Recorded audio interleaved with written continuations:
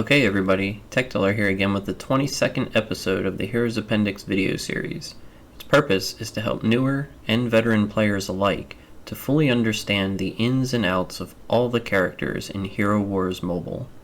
In today's video, we are reviewing the first place winner of the most recent vote amongst my patrons, Thea, who is one of the often underappreciated early game healers despite being given to you in Chapter 1 of the game.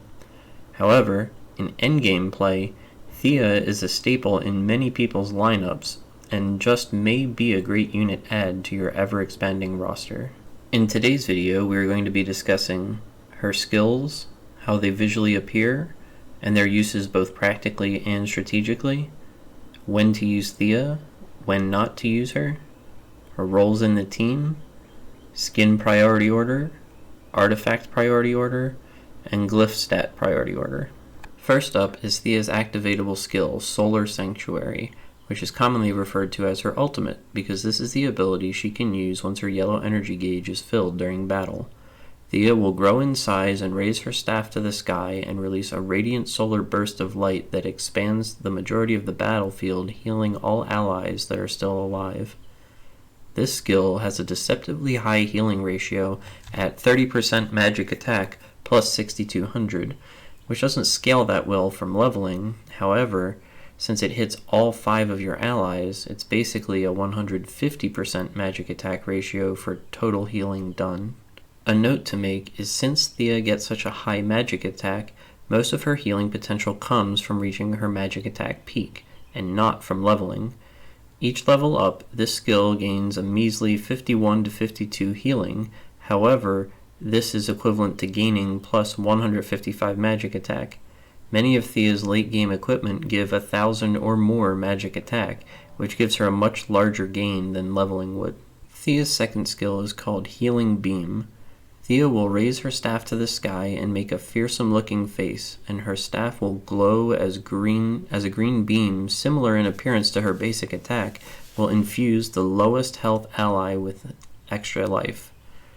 This skill can be used once every 13 seconds, and this skill has a slightly more potent 40% magic attack ratio plus 8400, but you can see the leveling gains, while higher than her first skill, pale in comparison to raising her magic attack, since Thea reaches one of the highest magic attack stats in the game.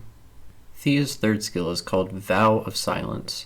Thea will raise her staff to the air as it glows red, and she will slam it to the ground, and a wooden mask with the mouths crossed out will appear above the heads of the whole enemy team, silencing them, preventing them from using magic-based skills for 3 seconds. In addition, the skill deals damage at a measly 10% magic attack ratio plus 1800, so the effectiveness of this skill doesn't lie in the damage dealt, but rather the disabling of the enemy abilities. This skill can be used once every 21 seconds. Next up is Thea's passive skill, Second Wind. Anytime a hero on Thea's team drops below 30% of their maximum health, they will get a small white line circling quickly above the unit's head, which decreases the cooldown of all allied skills by 50%. A note with this skill is that it can activate for her allies whether Thea is alive or dead. Another note is with this skill is it can also affect Thea while she is alive. Another note is this skill only affects skills that are on a timer and will not affect any hero's first skill. Additionally, if part of the cooldown has already passed for a skill, for example, if there are 7 seconds remaining on a cooldown, when this skill activates, it will become a 3.5 second cooldown. It just speeds up the rate at which this hero experiences time. The last thing to consider is that there is an inherent game mechanic in which, based on the number of party members alive on both teams, that reduce the ability cooldown and speeds up the rate of basic attacks, and there is a limit to this. Thea's passive skill does not work cumulatively or multiplicatively with this effect to grant you greater than 50% cooldown reduction. Let's take a deeper look now and see when you should be using Thea. First time is when you need a bulky backline who also provides a magic defense artifact weapon. Next is when you have heroes whose time-based skills, this is not including the passive and it doesn't include their first skill, when those skills are a big part of your win condition and they can survive fairly well at low health. Examples can include Ju, Lilith, Leon, Dante, Arachne, Anvari, etc. The reason is tied to her passive skill, making them much more difficult to kill and dealing much more damage than they would have before. She also partners very well with Faceless, because he can copy her heal for a massive heal to your whole team, and if he's low in health, he will slam every 6.5 seconds. When you factor in the 2-second stun and 1 second time the enemy is lifted in the air, he's basically slamming every 3.5 seconds of uptime from the enemies. Another time to consider is if the enemy deals a steady amount of AoE damage, which is area of effect, particularly magic. The reason is because once Thea gets low in health, she will gain the effect of her passive and begin to use her heal, the healing beam, quite frequently. And then lastly, on a team with Alvanor, because she will deal double healing to all elves on the team, including herself and Alvanor, and in addition to that, she gains additional basic attack damage protection. Now we'll take a look at when you should be avoiding Thea in your team. The number one time is as a solo healer when the enemy deals a significant amount of heavy frontline damage, and that's mainly just because her healing is not going to be able to keep up.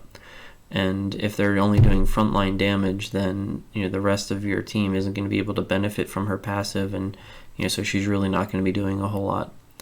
And then the next up is against an enemy team with Jet on it. Unless you have Celeste or Nebula able to cleanse the healing debuff off of the tank, you definitely want to shy away from her because her heals will have no effect if Jet's around. Now we'll discuss her roles in the team. Thea's role is a healer, which basically means that she has at least 2 healing skills in her kit. Thea is also one of 6 heroes who has a magic defense artifact weapon buff that can offer you significant protection against most magic damage that you will receive, reaching a hefty 337,612 max health, 17,978 armor, and 19,816 magic defense. She is an all-around bulky character who excels at keeping herself alive when she is low thanks to her passive skill. She is one of the few dual magic attack skin heroes pushing 80,000 magic attack, so all around her stats are stacked and combined with various defensive types of artifact weapons, she can be a force to be reckoned with, and if set up properly, her skills, or rather her enhancement of her team skills, can pave the way to victory in many fights. In this segment, we'll be discussing her skins, which are all available for purchase with the exception of her recently released Masquerade skin, which is currently unavailable unless you got it during the launch event. The top priority skin is her health skin, which is her Masquerade, which offers 106,645 health, which is the largest boost to her health pool and nearly 1/3 of her total health. The second in priority is her champion skin, which offers 10,687 magic attack and is the next biggest contributor to hers and her teammates' survivability. The third in priority is her angel skin, which offers 10,650 magic attack and is the next up for her and her teammates' survivability. The fourth in priority is her default skin, which offers 1,365 magic defense, 1,365 physical attack, and 4,095 magic attack, and helps her be less susceptible to critical hits as well as gives her a sizable boost to her healing.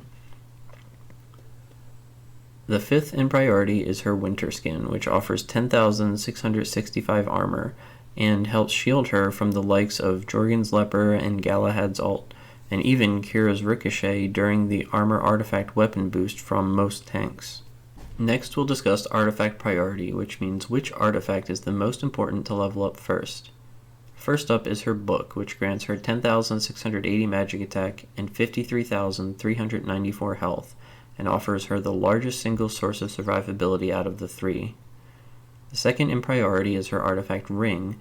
This grants her 11,970 magic attack and 3,990 physical attack and 3,990 magic defense.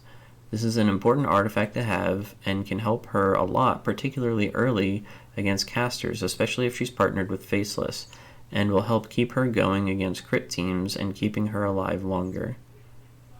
Last in priority is her artifact weapon, Staff of Rebirth, which offers her and her team up to 32,040 magic defense for 9 seconds.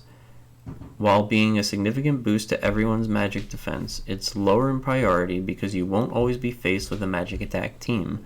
If you're specifically using her against those types of teams, you can consider moving this to second in priority. In our final segment, we will be discussing glyph stat priority. The first glyph in priority is Armor, which gives 3,360 armor, which offers her a must-have level of armor both early in the game and given her position in the team. The second glyph is Magic Attack, which grants 3,360 magic attack, and will help her healing reach the highest levels to keep both herself and her allies going longer. The third in glyph is Health, which provides 30,800 health. This falls in the middle for priority because her health skin and artifact are both so high in priority. The fourth glyph to choose is Intelligence, which adds 560 magic defense, 560 physical attack, and 1,680 magic attack. This will contribute more to her crit resist, magic defense, and a fair amount of healing. The last glyph to choose is her Magic Defense, which provides 3,360 magic defense, which is not necessary for her to be effective, but it is nice to have and can help create situations against mages where she's alive and under the effects of her passive skill and spamming her heal. Okay everybody, hopefully you found this video informative. If you do, please like, follow, and subscribe to my channel. Another thing to consider is recommending my content to your friends as well, if you know they yearn for knowledge of the game. Since these videos are private, word of mouth is how they will get spread. Also, for a large and active Hero Wars mobile community, join my Facebook group called Hero Wars Mobile Community The GOAT. The link will be in the video's description. Thanks for watching.